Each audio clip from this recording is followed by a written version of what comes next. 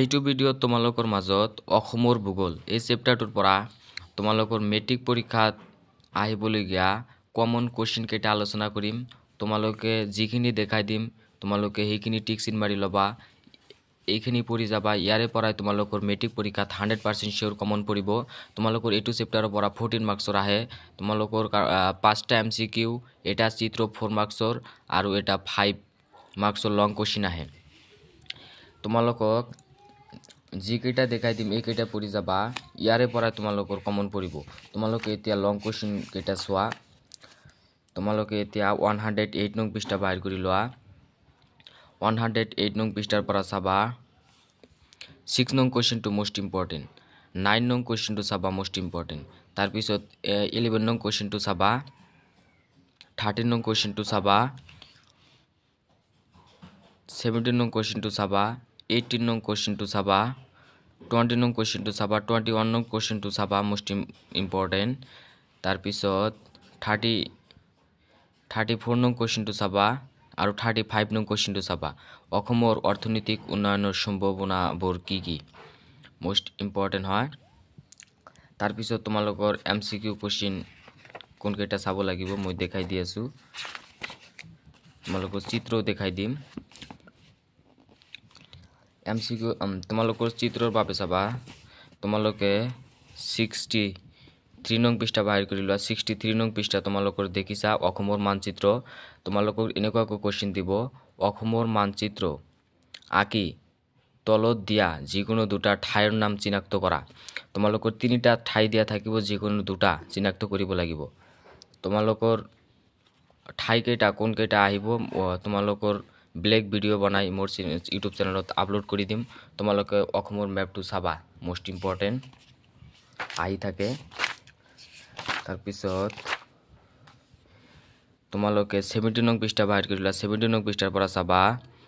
জনসংখ্যাৰ ভিত্তিত অসমৰ ভিতৰত আটাইতকৈ জনসংখ্যা বেছি জনসংখ্যা ক'ত তোমালোকে মনত ৰাখিবা, নগাঁও। আৰু আটাইতকৈ কম জনসংখ্যা জিলাখন মনত ৰাখিবা, ডিমা হাছাও। মোষ্ট ইম্পৰ্টেণ্ট হয় এইটো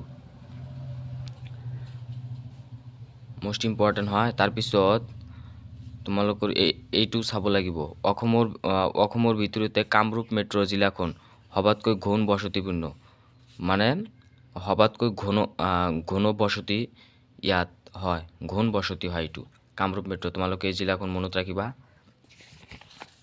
তাৰপিছত চাই লোৱা। তোমালোকে এতিয়া 74 নং পৃষ্ঠা বাহিৰ কৰি লোৱা। 74 নং পৃষ্ঠাৰ পৰা চাবা। অসমলৈ আগমন ঘটা প্ৰথমটো জনগোষ্ঠীখনৰ নাম কি আছিল? জনস্ৰোত। তোমালোকে মনত ৰাখিবা, অষ্ট্ৰিক জনগোষ্ঠী। তাৰপিছত অসমলৈ আগমন ঘটা দ্বিতীয়টো জনস্ৰোত কি আছিল? তিব্বত বৰ্মীয় ভাষা কোৱা মংগোলীয়সকল। মনত ৰাখিবা এই দুটা MCQ মোষ্ট ইম্পৰ্টেণ্ট। তাৰপিছত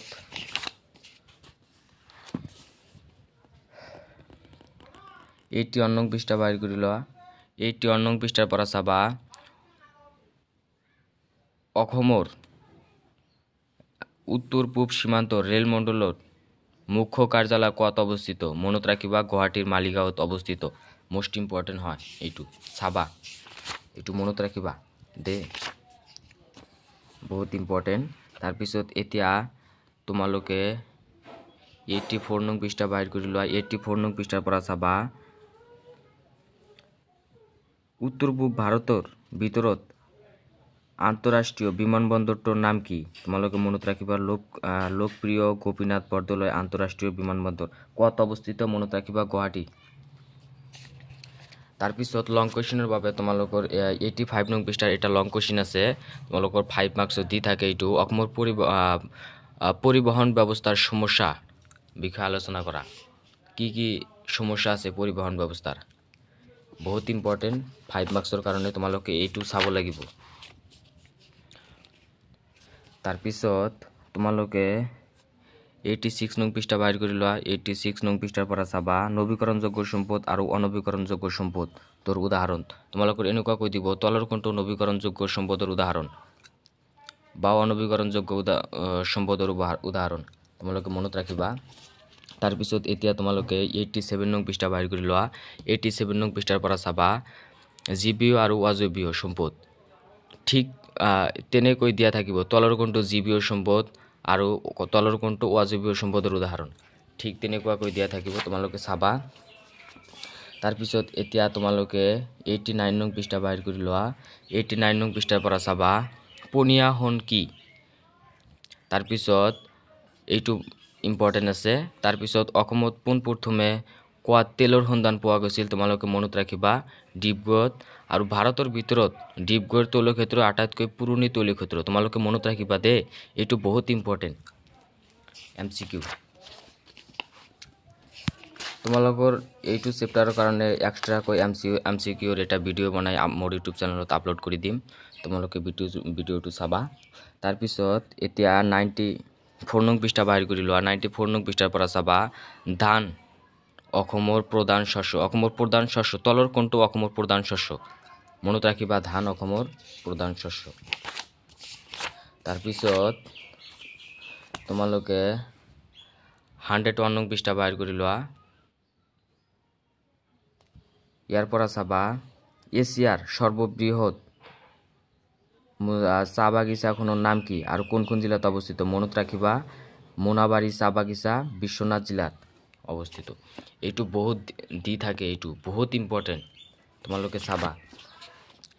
তাৰপিছত এতিয়া তোমালোকে 103 নং পৃষ্ঠা বাহিৰ কৰি লোৱা। ইয়াৰ পৰা চাবা অসমৰ তেল উৎপাদনৰ বাবে প্ৰথমখন খনন কাৰ্য কেতিয়া আৰম্ভ হৈছিল, তোমালোকে চনটো মনত ৰাখিবা 1889 চনত, মনত ৰাখিবা এইটো কোৱাত ডিব্ৰুগড়। এতিয়া তোমালোকে 106 নং পৃষ্ঠা বাহিৰ কৰি লোৱা। ইয়াৰ পৰা চাবা অসমত 2011 চনৰ তথ্য মতে কেইখন প্ৰথম শ্ৰেণীৰ নগৰ আৰু দ্বিতীয় শ্ৰেণীৰ নগৰ আছে, তোমালোকৰ মনত ৰাখিবা এইটো MCQ। 7খন প্ৰথম শ্ৰেণীৰ নগৰ আৰু 6খন দ্বিতীয় শ্ৰেণীৰ নগৰ আছে।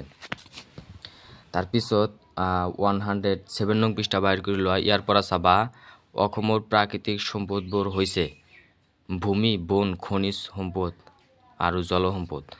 এইটো ভিডিঅ'ত তোমালোকৰ যিকেইটা কুৱেশ্যন দেখাই দিলোঁ এইকেইটাই চাই যাবা, ইয়াৰে পৰা 100% চিয়'ৰ কমন পৰিব। যদি তোমালোকৰ কোনোবা কুৱেশ্যন বুজাত কনফিউজন থাকে মোক কমেণ্ট কৰি ক'বা, মই তোমালোকক বুজাই দিবলৈ চেষ্টা কৰিম।